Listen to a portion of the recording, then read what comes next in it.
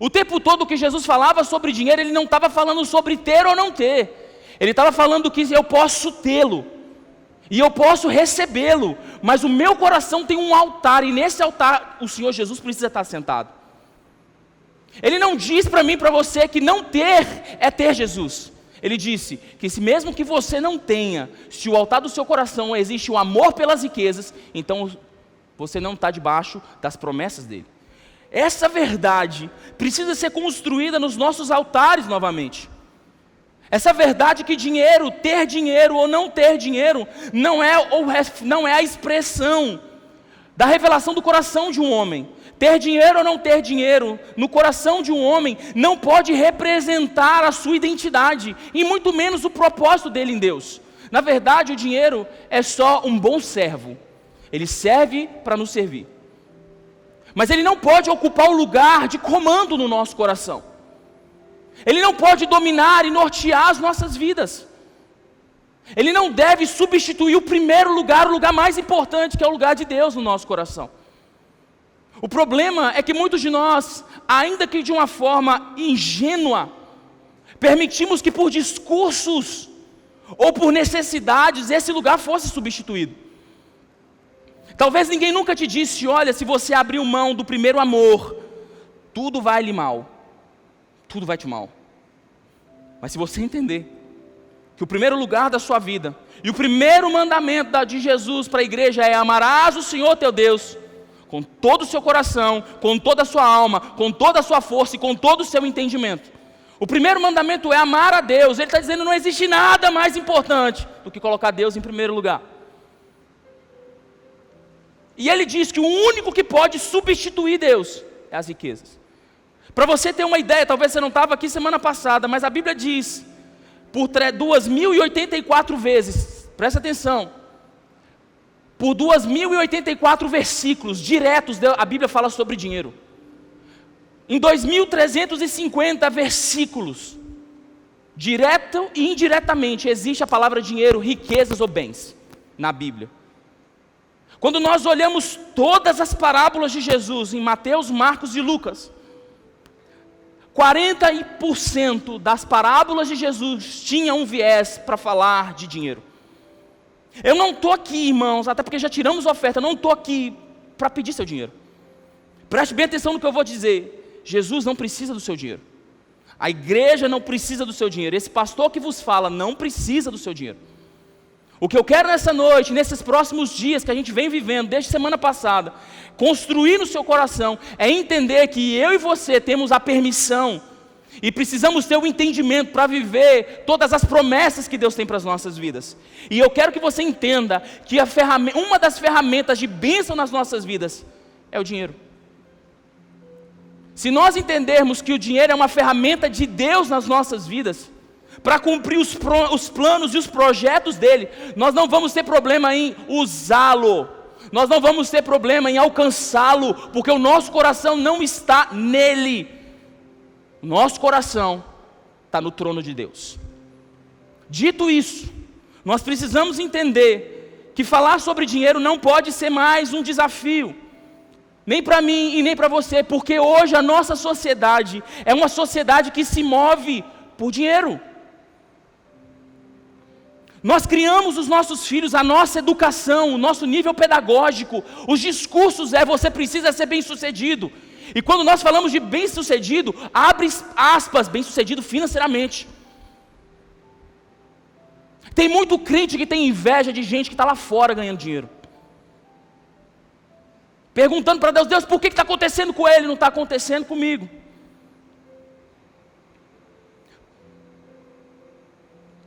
Como dizia minha mãe, você não é todo mundo.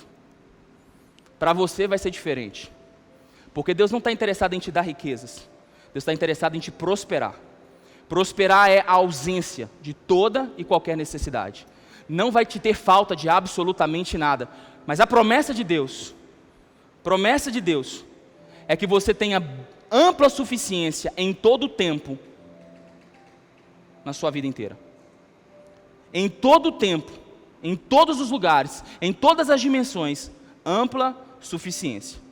Mas eu quero começar, para chegar aqui, eu quero começar lendo com você 2 Coríntios capítulo 10. 2 Coríntios capítulo 10, verso 3, diz assim: pois, embora vivamos como homens, não lutamos segundo os padrões humanos.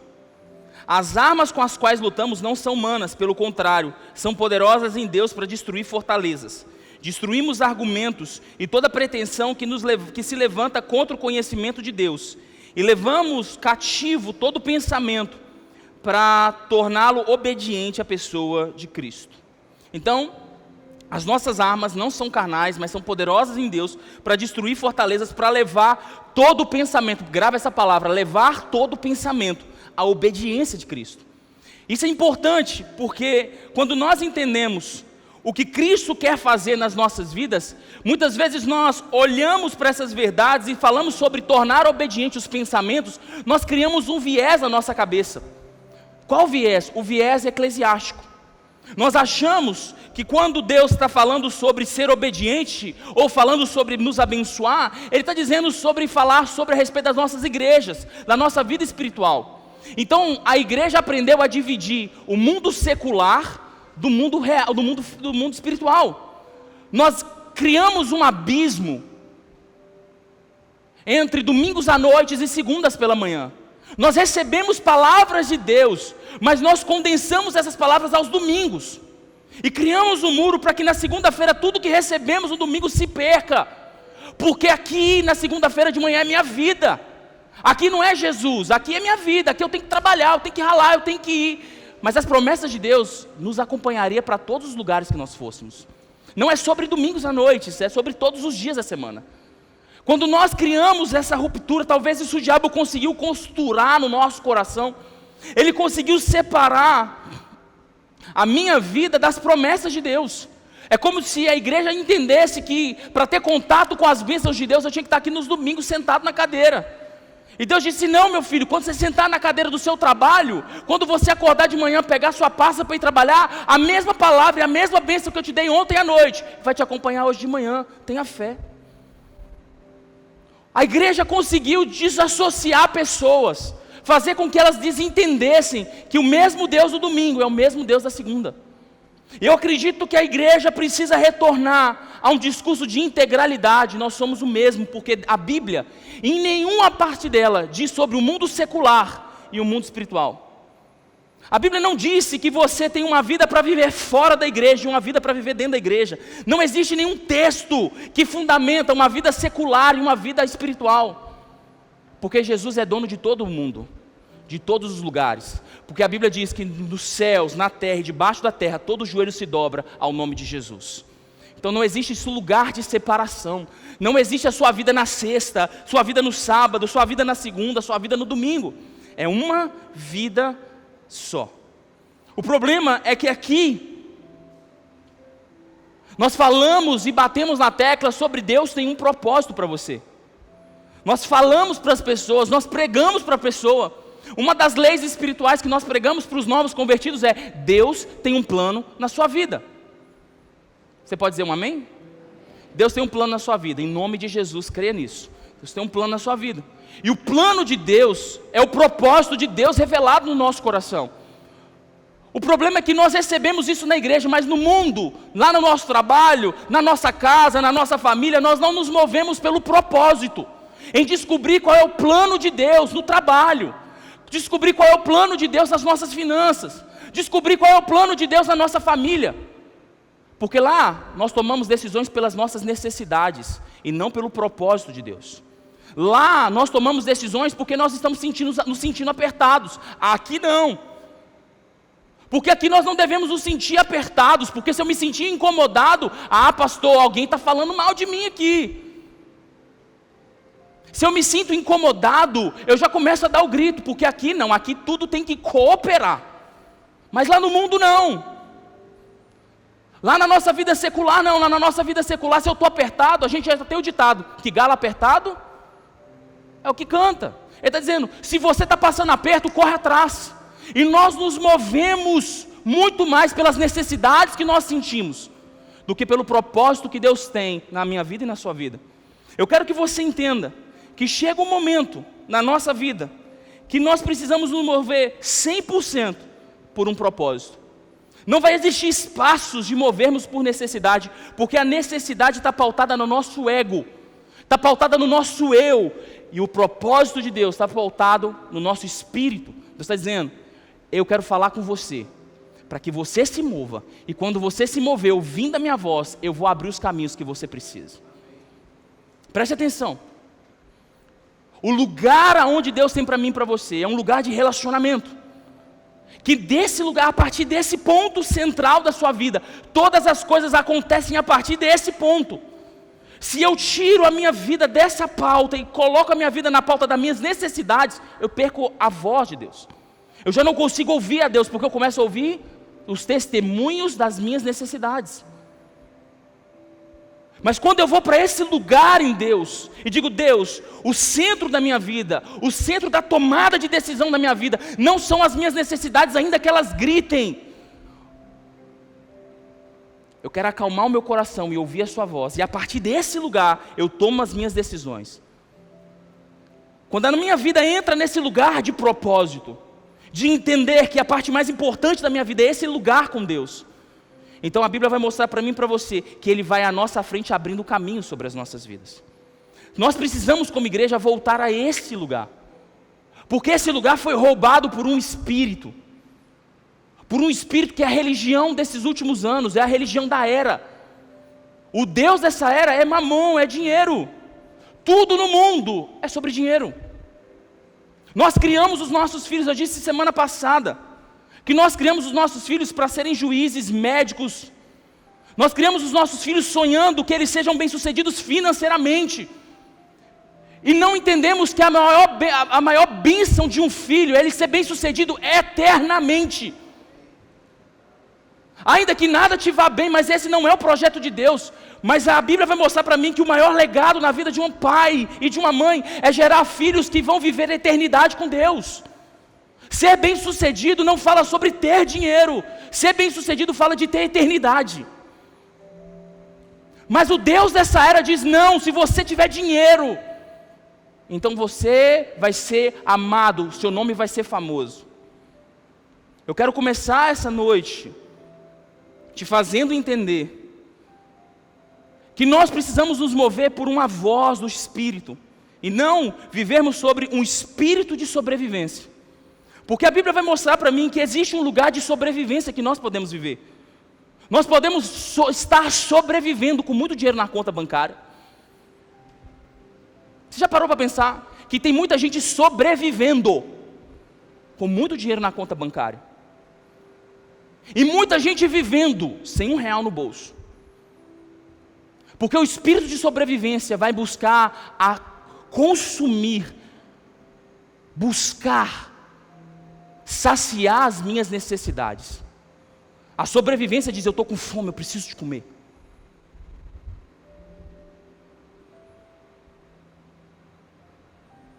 Mas o propósito vai me mostrar que ainda que eu abra mão desse momento que eu estou vivendo agora, existe algo muito maior me esperando ali na frente.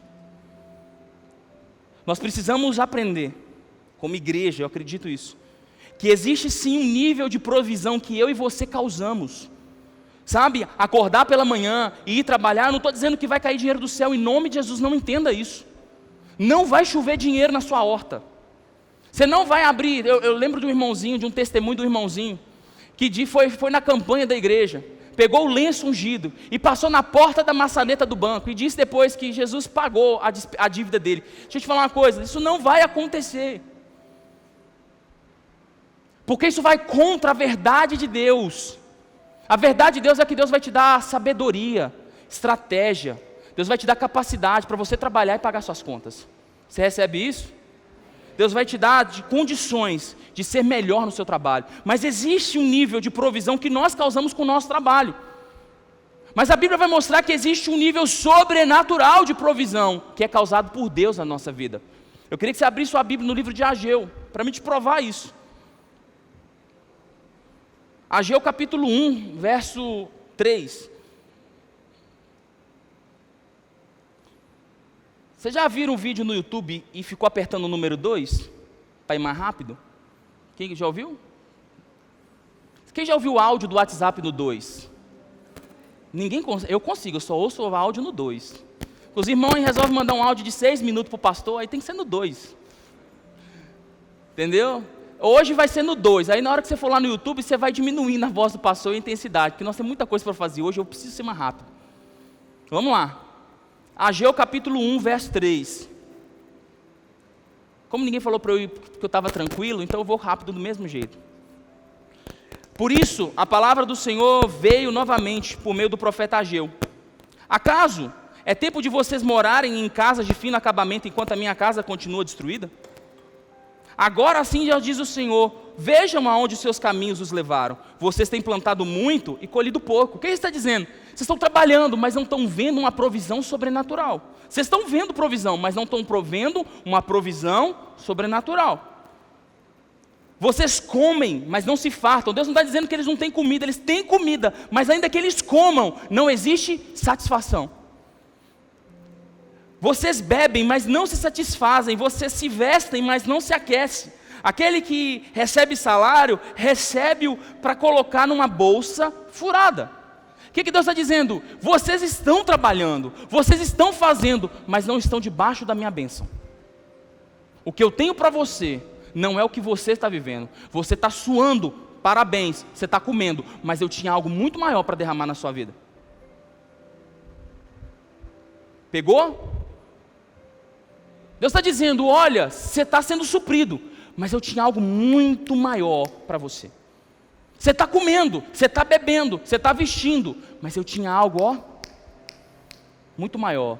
Mas o meu templo, no livro de Ageu, o meu templo está destruído, ou seja, as suas prioridades não são as minhas prioridades.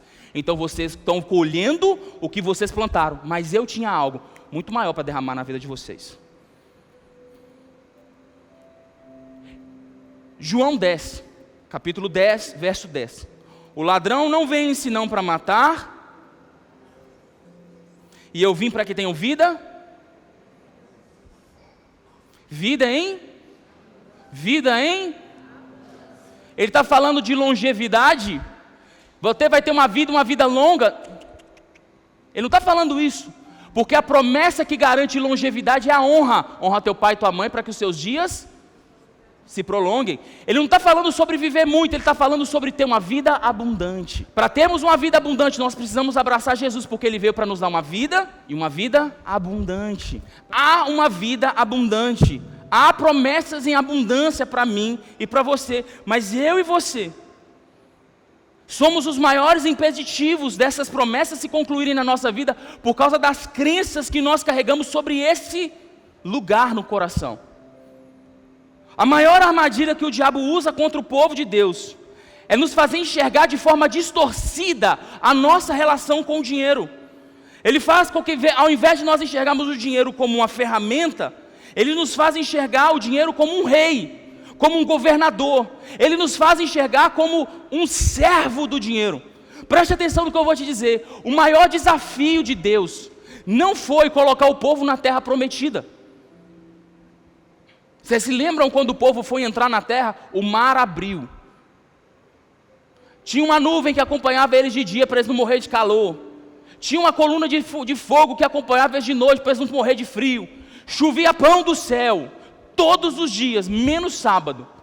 Mas na sexta-feira chovia pão dobrado, só na sexta-feira. Não tinha água, Deus mandava tocar na rocha. Tinha água amarga, Deus mandava jogar o cajado. Tudo que aquele povo precisava para ser bem sucedido, para entrar na terra prometida, Deus proveu. O maior desafio de Deus não foi colocar eles lá, foi tirar o coração deles do Egito. A todo tempo no caminho ele dizia, ai que saudade das cebolas do Egito. Ai que saudade, por que eu estou fazendo aqui? Quando as coisas apertavam, por que eu estou fazendo aqui? E você vai ler no livro de Ezequiel capítulo 1, um protesto de Deus, preste atenção. Entre Moisés e Ezequiel, entre Moisés, Gênesis, Êxodo, Levíticos, Números e Deuteronômio, e Ezequiel, lá os profetas maiores, lá no final do Novo Testamento, tem 600 anos. Quando nós abrimos em Ezequiel capítulo 1, nós vemos um protesto de Deus sobre o coração do povo, ainda está no Egito. Deus está dizendo, eu tinha algo para derramar, mas o coração de vocês não está alinhado com o meu coração. O coração de vocês ainda se enxergam de forma diferente. O coração de vocês ainda se enxergam como escravos, quando vocês deveriam ser reis e sacerdotes. Então a minha forma de me enxergar e a minha forma de lidar com essa ferramenta vai construir bênçãos ou maldições na minha vida. Está entendendo? Amém? Amém? Está entendendo? Eu quero profetizar em nome de Jesus, que seus ouvidos sejam abertos aqui essa noite. Seus ouvidos sejam abertos.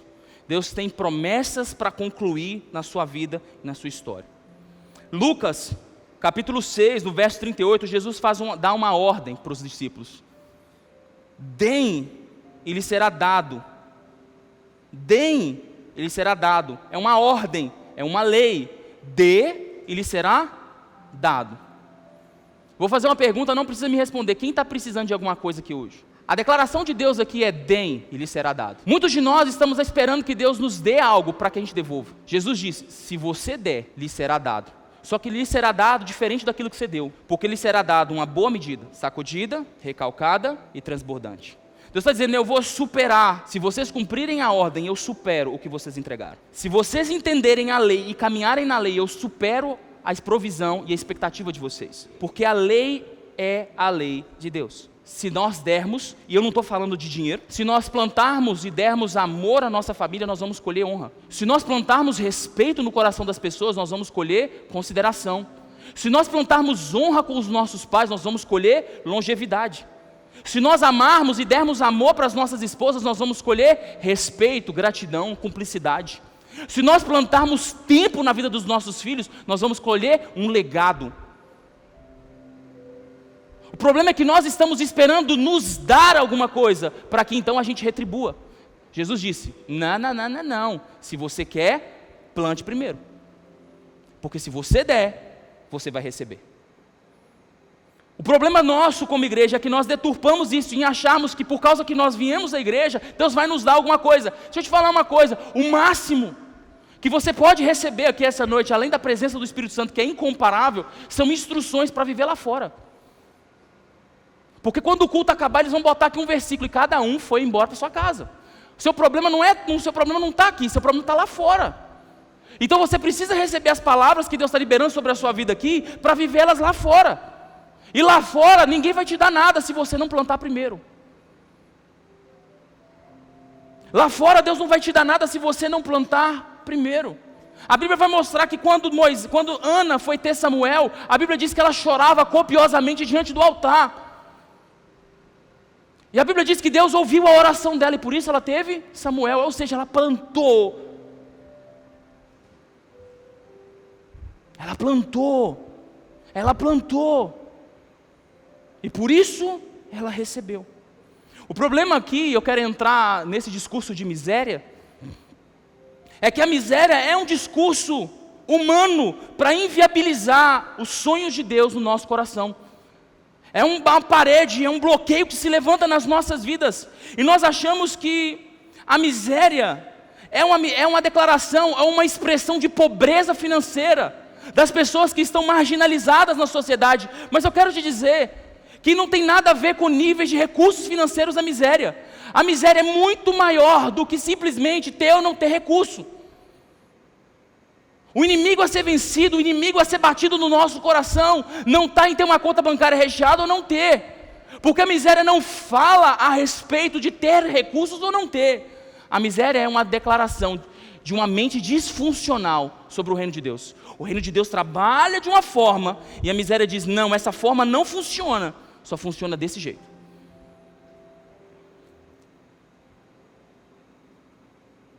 A miséria trabalha no nosso coração, e talvez assim, quero só abrir um parênteses, talvez você vai ouvir coisas que eu já disse aqui, mas hoje eu quero ser bem específico.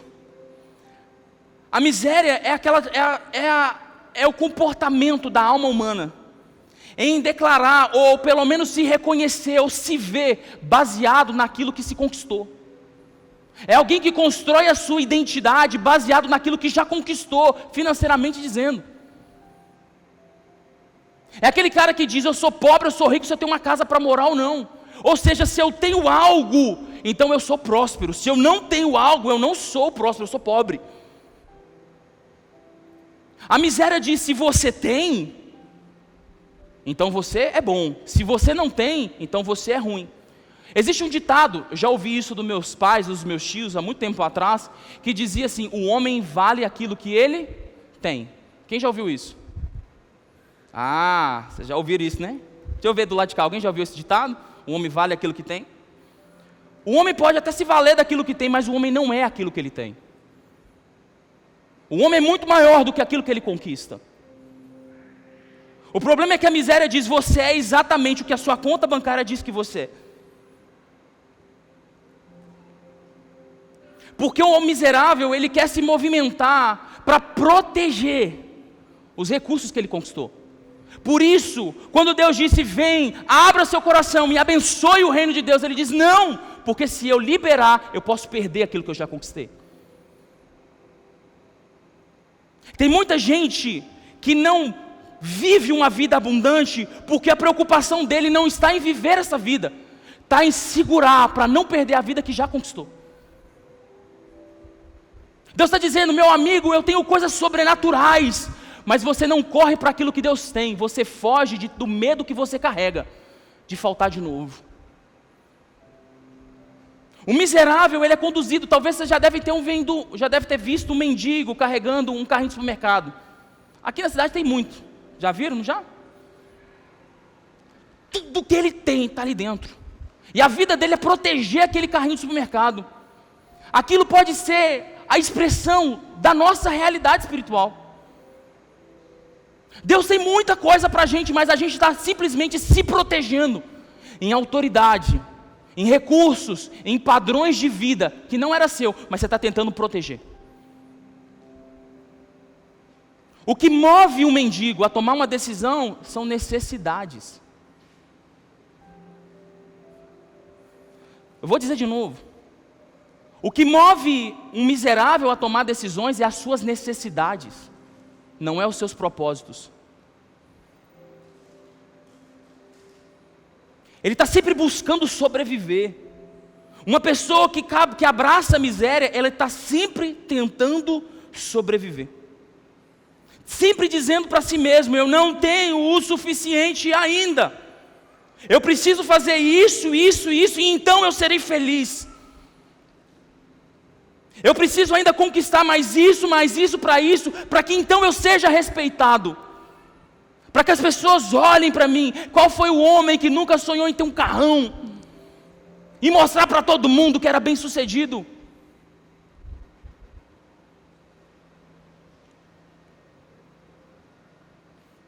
Porque nós decidimos abraçar o que Deus disse: larga isso, porque eu tenho coisas muito maiores para você.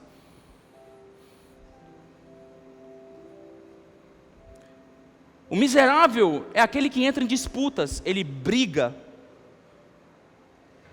porque ele acha que não tem o suficiente.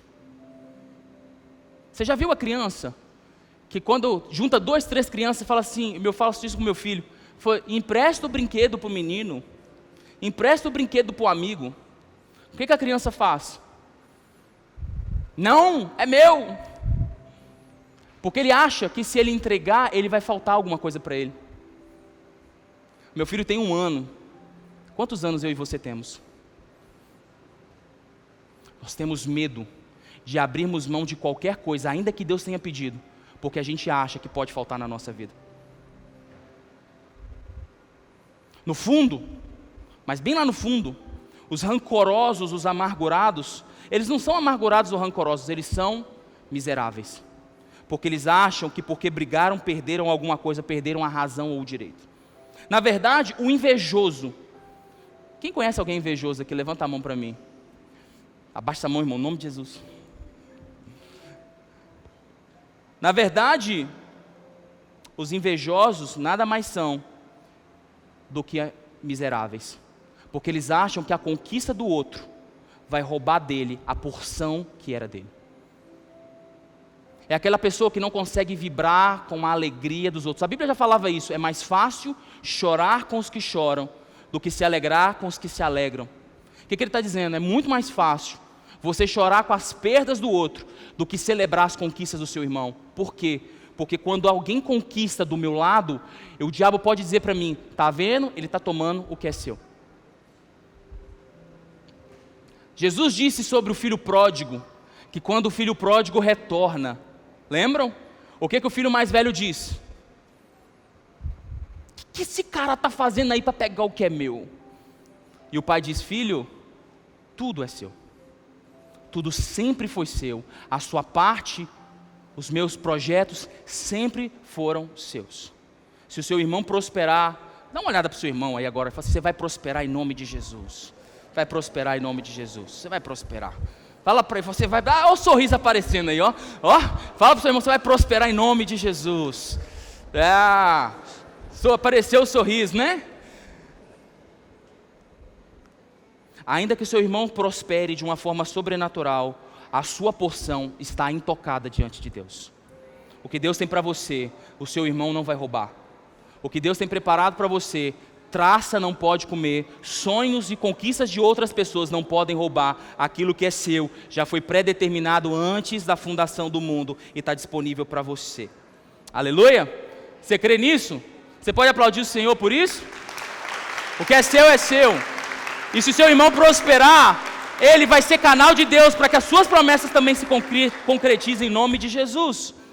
A grande questão é que muitas vezes nós, por causa de um comportamento miserável nosso, nós esperamos que a gente prospere.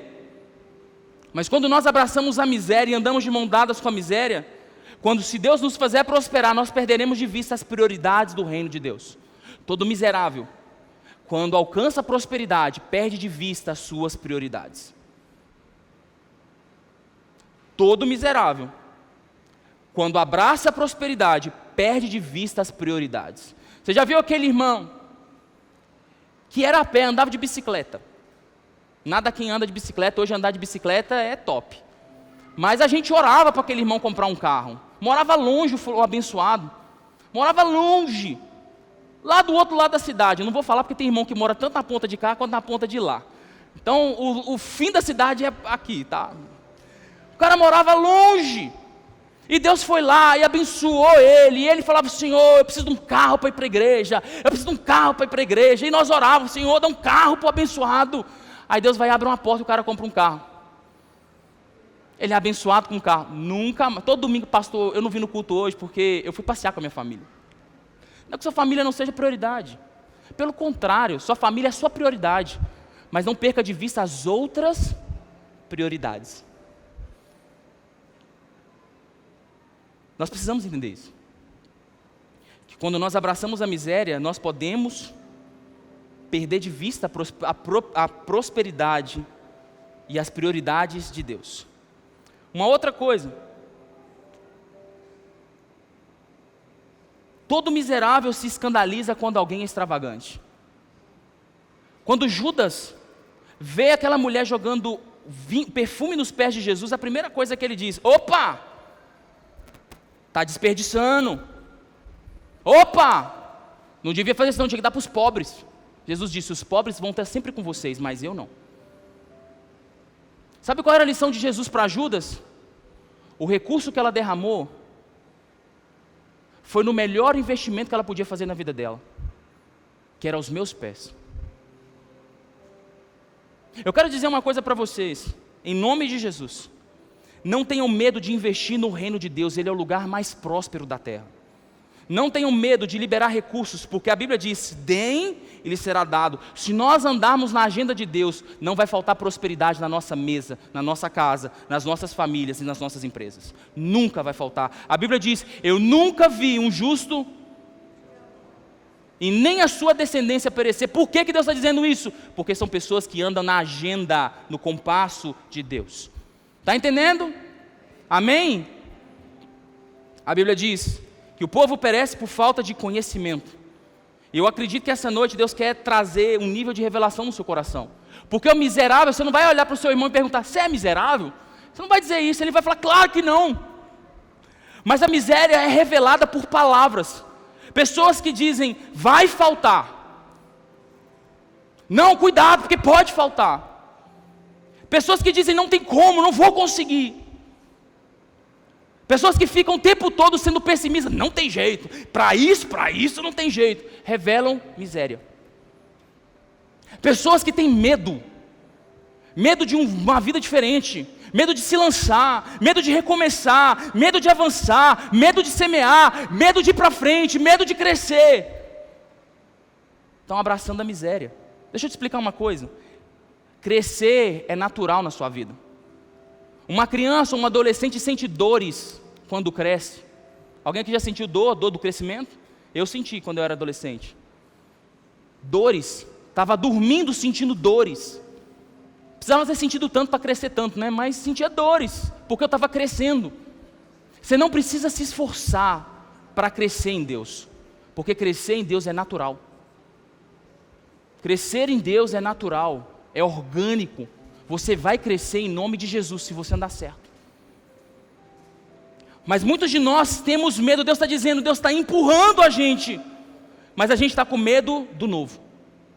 A gente está com medo de semear, a gente está com medo de se lançar, a gente está com medo de declarar, a gente está com medo de botar o pé no próximo nível. Deus disse, eu não tenho mais isso para você, mas e se eu fizer, o que vai acontecer? Vai acontecer o propósito de Deus se cumprir na sua vida.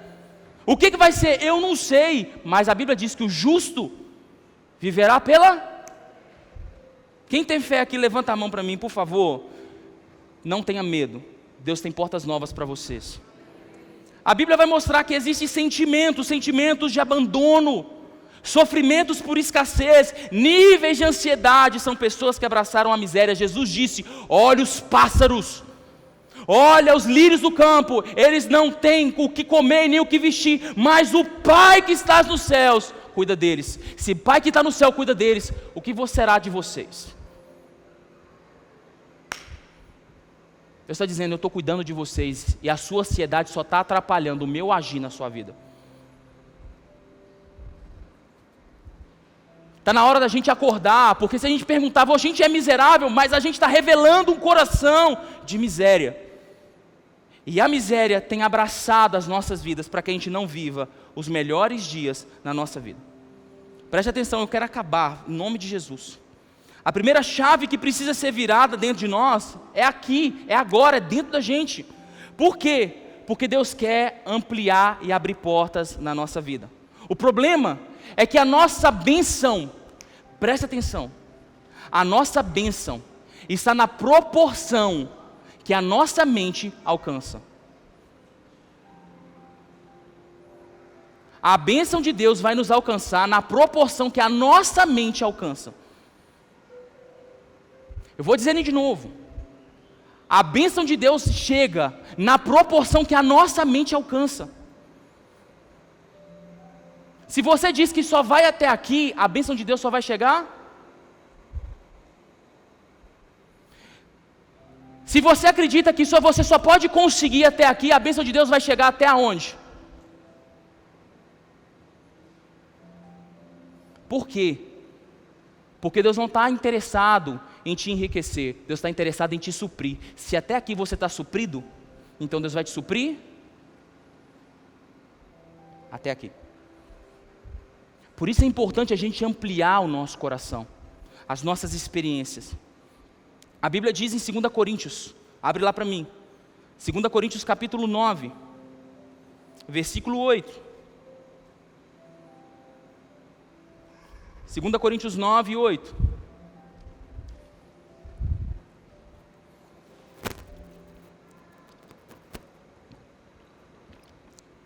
Vocês me dão mais 10 minutos? 10? Vocês me dão mais 10? 10 minutinhos? 2 Coríntios 9, 8. Deus pode fazer abundar em toda graça, a fim de que tendo sempre, em tudo, ampla suficiência, superabundez em toda boa obra. Em tudo e em todo tempo, superabundez em toda boa obra. O que Paulo está dizendo? Que a promessa não é ter somente o suficiente. E nessa noite eu quero confrontar eu e você para isso. Preste muita atenção no que eu vou dizer. Por muito tempo, a igreja disse a religião disse para as pessoas: você precisa ter o suficiente. Porque se você tiver mais, recitava um versículo para a gente: é mais fácil um rico entrar. Vamos lá, os crentes das antigas. É mais fácil um rico entrar no buraco da agulha, não é isso? É mais fácil um camelo entrar no buraco da agulha do que um rico. Oh, aleluia! Disseram para a gente: você não pode ter mais do que o suficiente. Se você tiver o suficiente, está tudo certo na sua vida. Mas Paulo diz: sempre, em todo o tempo, você vai ter um nível sobrenatural de suficiência na sua vida. O que está errado nisso? Quem está errado? Quando nós olhamos a nossa vida e dizemos: se eu tiver o suficiente, está tudo certo. Se eu tiver só o suficiente para eu viver, está tudo bem para mim. Em quem realmente eu estou pensando?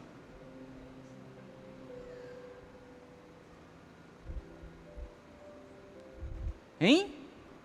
Se está suficiente, se o que eu tenho dá para eu viver, em quem eu estou pensando?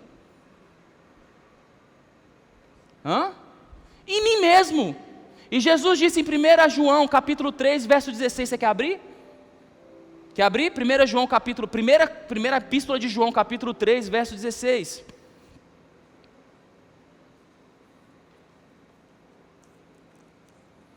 Vou ler junto com vocês. 1 de João, capítulo 3, verso 16. Nisto conhecemos o amor de Cristo, que deu a sua vida por nós. E devemos dar a nossa vida. E devemos dar, não é uma opção. Não é uma imposição, é uma verdade. Porque Cristo deu a vida dele por nós, e agora nós devemos dar a nossa vida pelos nossos irmãos. Se você só tem para você, como que você pode transbordar na vida de alguém? Pegou? Se você só tem para você, como que você pode transbordar na vida de alguém? Por isso eu tenho uma boa notícia. Em todo o tempo, em todas as áreas, Deus tem ampla suficiência para derramar sobre a sua vida. Esse é o projeto, essa é a promessa, é isso que Deus quer fazer na nossa vida. Mas a miséria do nosso tempo, da nossa cultura, tem falado exatamente o contrário. Nós somos formatados a fixar os nossos olhos, nas nossas contas, nas nossas matemáticas. Mas só para acabar, eu prometo que é o último texto que nós vamos ler. Eu queria que você abrisse sua Bíblia em João capítulo 6. Já estou acabando. João capítulo 6, versículo 1.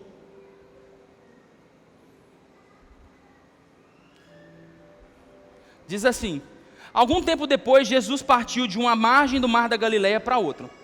E grande multidão continuava a segui-lo, porque viram os sinais miraculosos que ele tinha realizado nos doentes.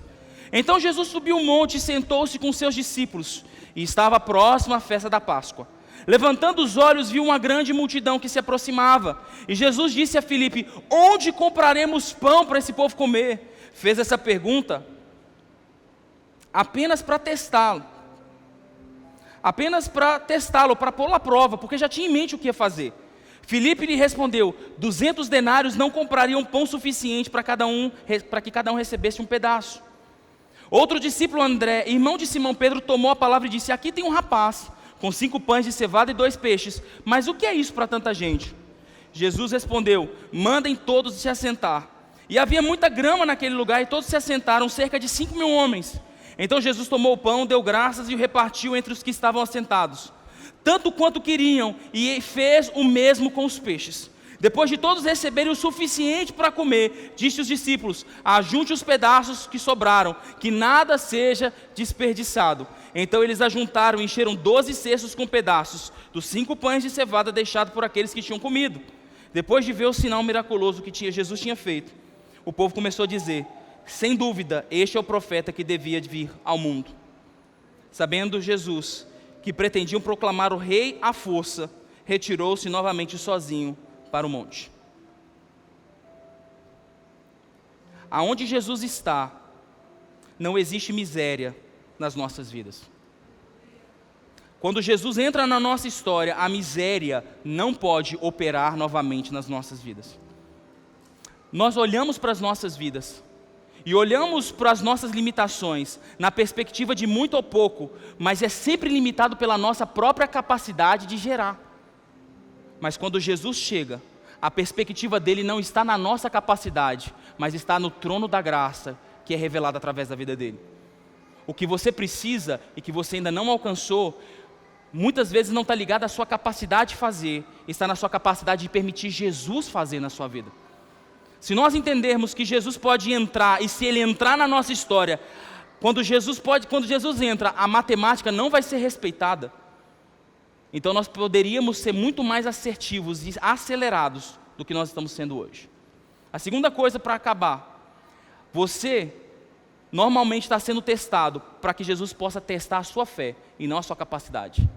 A Bíblia diz que Jesus olhou para Filipe e perguntou, o que nós vamos fazer? Mas a Bíblia diz que era para testar a fé de Filipe. As provas que você está passando não é para testar a sua capacidade nem a sua resistência. Talvez a prova que você está passando é para testar a fé e a confiança que você carrega em Jesus.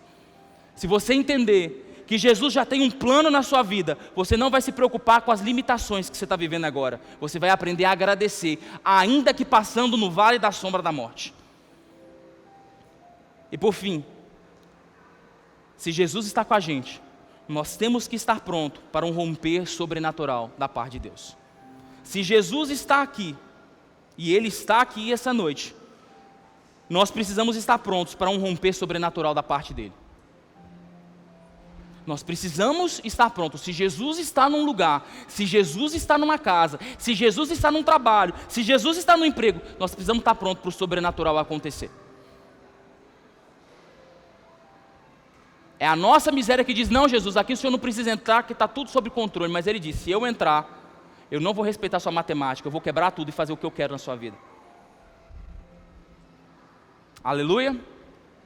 Então eu quero orar aqui essa noite para que uma unção de revelação de sabedoria possa alcançar seu coração aqui essa noite.